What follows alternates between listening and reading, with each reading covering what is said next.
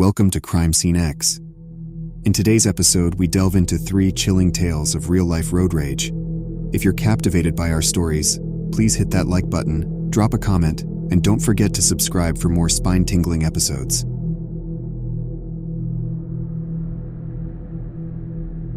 It was a chilly winter evening as I left work.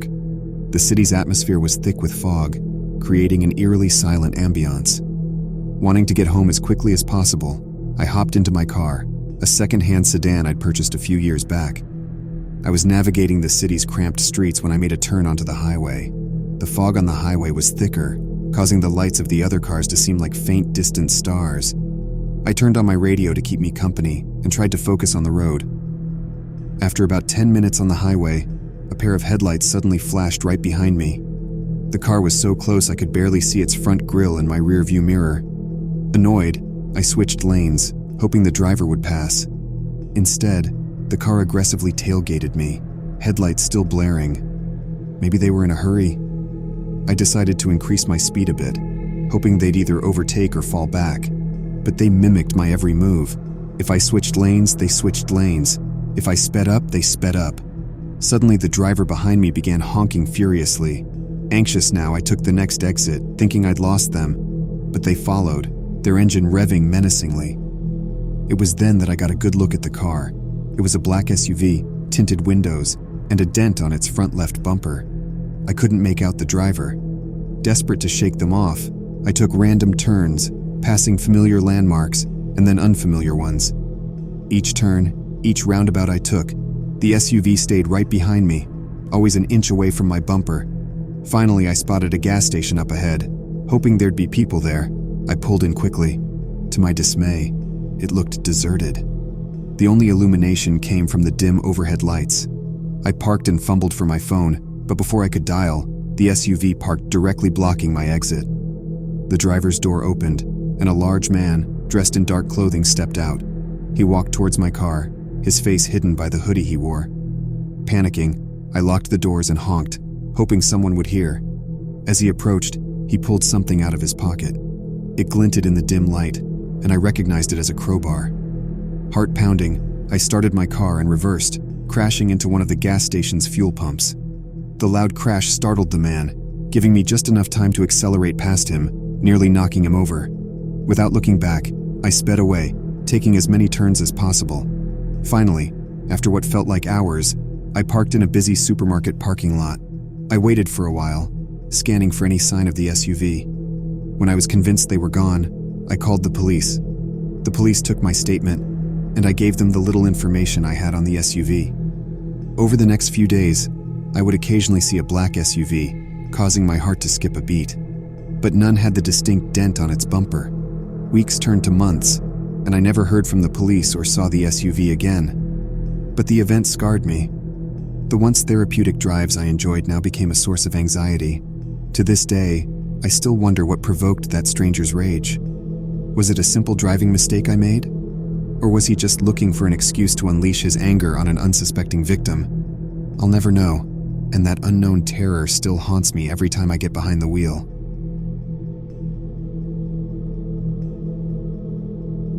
It was a routine evening commute, and I was headed back home from the office. The skies were painting a shade of deep orange as the sun began its descent. Podcasts were my usual companion on these drives, so I put on the latest episode, letting the storyteller's voice drown out the hum of my engine. As I merged onto the freeway, my small sedan was quickly cut off by a large rusted truck. Startled, I honked instinctively, a move I'd regret for the rest of the evening. The truck's brake lights immediately lit up, and it started to slow down, forcing me to brake hard.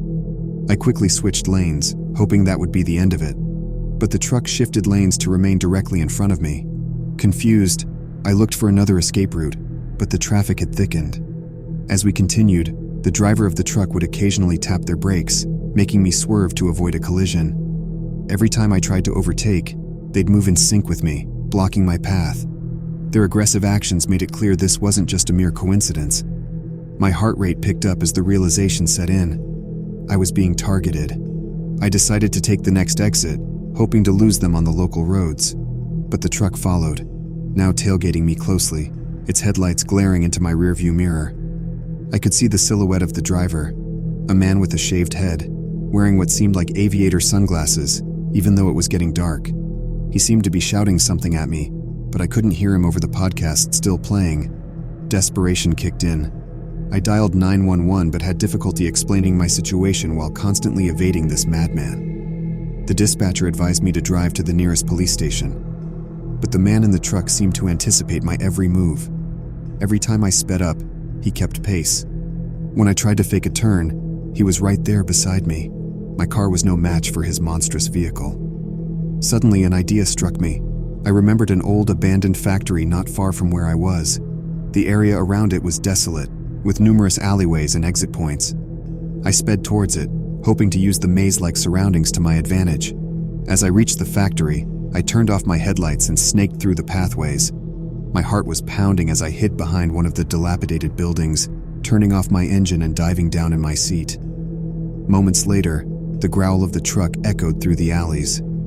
Its headlights swept across the buildings like searchlights, but it seemed he had lost track of me.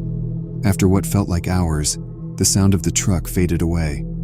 Mustering up the courage, I started my car and made my way out, taking the longest, most unpredictable route home. That fleeting moment of road rage had turned my world upside down, making every drive a reminder of the terror I felt that evening.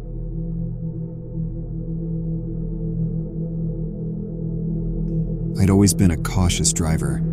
Growing up in a big city meant that I was well accustomed to aggressive drivers, honking horns, and sudden lane changes. But what happened on one fateful Saturday night was far beyond any traffic annoyance I'd ever experienced. I was coming back from a friend's house party. It was past midnight, and the roads were nearly deserted. The faint hum of my engine, coupled with a soft tune from the radio, was oddly soothing. Suddenly, my reverie was broken by the blinding glare of headlights in my rearview mirror. A car was tailgating me. Annoyed, I pressed slightly on the gas, hoping to create some distance. Instead, the car behind responded by flashing its high beams repeatedly.